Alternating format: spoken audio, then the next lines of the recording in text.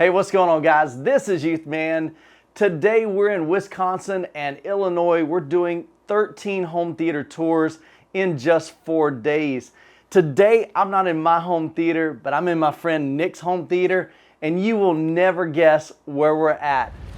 Check this out, guys. We are in an apartment. Nick has set up a cool home theater right here in an apartment, and he's going to share with a lot of DIY stuff that he's done to make that happen. And because he lives in an apartment, everything has to be temporary. He has to be able to take down when he leaves. And so, Nick, why don't you give us a complete tour of this incredible home theater? Hey everyone, I'm Nick. Thanks for stopping by Youthman's channel to check out my apartment theater. So I'll start here with the screen. This is essentially a DIY screen. I used a fabric called Flexi White from Carl's Place. It was only about $100, and this is about a 140-inch diagonal screen. $100 was about a 175-inch diagonal piece, and then you can cut that and you can staple it around a wooden frame. That's typical way people do DIY screens. 1.1 gain, white. The border is just some wood nailed to the edge of the screen, wrapped in triple black velvet, very common material, cheap material people use. Going out from there, the wall, the side walls, the back wall, ceiling, all covered with triple black velvet out about 6 feet, which goes about a third of the way out of my apartment to the back wall.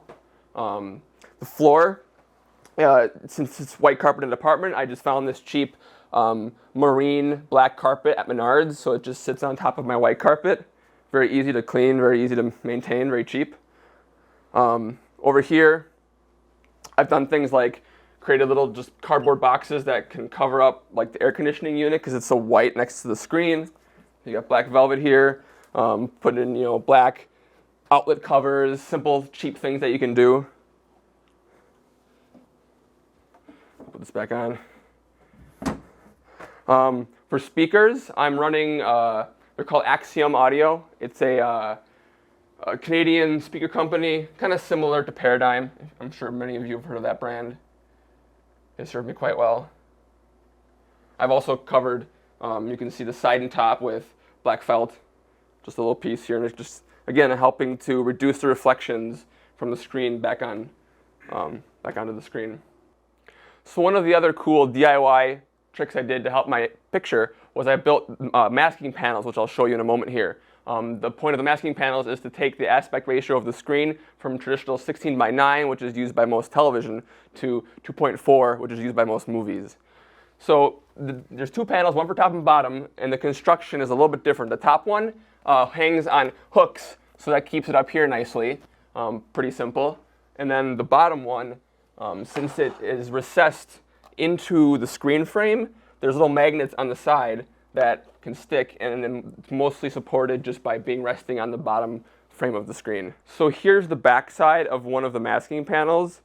The primary construction is standard in-wall insulation, and since it's not long enough because this piece is about 11 feet long, there's two pieces attached together with little wooden dowel rods connecting the two pieces to create a rigid gap. And the ends are carved out to slot into the screen frame, and then there's a metal bar on the outside of the screen frame that the magnets connect to hold the piece in place. So one of the other things I did to help the overall viewing experience was I added a short fake wall that sticks out from the screen just to keep the whole screen area framed and to keep the doorway, which is over here, away from distracting you when you're watching the movie. So the construction of this little fake wall is essentially a big sheet of real thin wood on the back, and on the front there's a bracing of thicker wood throughout, all wrapped in black velvet.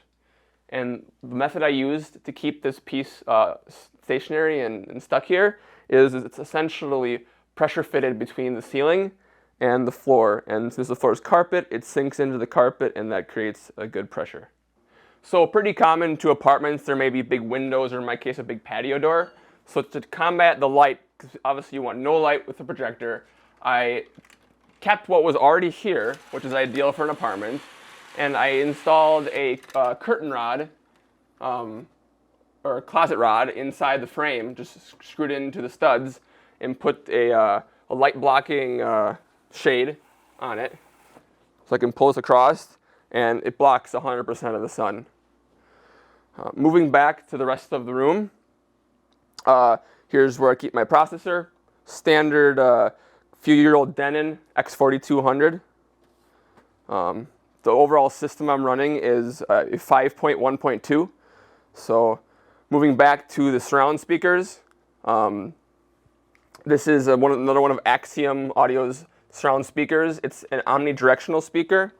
There are two tweeters facing out at 45 degrees, and on top and bottom, a 4-inch woofer. So the reason I like these is because in my apartment, you're not necessarily able to sit all your chairs in the proper Dolby configurations. What I like about these speakers is they disperse the audio into the whole corner of the room. So no matter where you're sitting, you get the sound coming from at least the proper direction. Moving back to the center here, the star of the show, or at least for me it is, the JVC NX5 projector. And to go overall again with the theme of the room, everything that I tried to install was something I could easily take down when I move out. So instead of screwing a shelf to the wall, I decided to just build a really tall stand. And if you're wondering what this strange black box sticking out the side is I noticed the projector was a little bit too loud for me. So I came up with a minimalistic solution to dampen the overall sound. Most of the sound tends to come out of that left side, so I simply put a wall around the fan output and put some sound dampening material inside, and so when you sit from below, you don't get direct fan noise into your ear. And then on the ceiling, I've got some standard acoustic foam that helps dampen any reflected fan sounds, again, that are coming out of the fan. And then on the ceiling, probably my latest addition to this theater was upgrading to Dolby Atmos, and I essentially attached two electrical conduit pipes together with a wooden dowel in the center and hung two speakers from the top. The goal of this was to find lightweight speakers so they didn't drag the bar down. These are Polk OMW3 speakers. They only weigh about 4 pounds apiece. I did find that I needed to add that center metal bar to help support the overall bar, or else it was sagging in the middle. But it's only just screwed into the wall with two real small wood screws, which is more than acceptable for most apartments that I'm familiar with. So right behind my couch, in fact, right behind my main seating position, is where I decided to place my subwoofer. The main reason for this is, again, in an apartment, you have to worry about sound and disrupting your neighbors. And if you put your subwoofer as close as possible to your seating position, you can maximize the sound output to your ears by minimizing the sound in the entire room. So to augment the bass in an apartment, I opted for bass shakers installed into my seating. I was able, with my couch, to bolt plywood directly to the metal frame of the chair, and then I was able to just screw the bass shaker into the plywood. I also added a little bit of foam padding because when you sat in the couch, you would bottom out on that new piece of plywood without the padding. So to control my home theater, I personally just wasn't quite happy with the commercial solutions that were available. So coming from a software engineer background, I decided to just design my own app. So here is the app. It's a simple interface. I have a tab kind of for each main device in my home theater, and you can see all the various buttons that I have added to it to perform the functions that I need for my home theater. So I'll just jump through the different tabs real quick. And then on this final tab is kind of a file browser interface, and I'm able to jump through different folders such as AV demos. Here's my demo folder. I've got content arranged in different aspect ratios, and when I click on these listings, they'll automatically play on my home theater PC. The kind of features I was looking to add, obviously each tab has an on and off button. It even asks you, are you sure you want to turn it on, just so you don't accidentally bump it.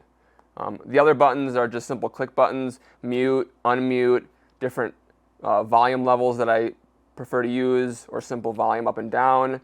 I've got a control to increase and decrease my subwoofer volume if I feel like I want to, buttons to increase and decrease the bass shaker intensity, standard navigation in case I want to change a setting in the Denon that I didn't plan for, and then a few buttons to change between stereo mix, up mix, and movie mixing modes.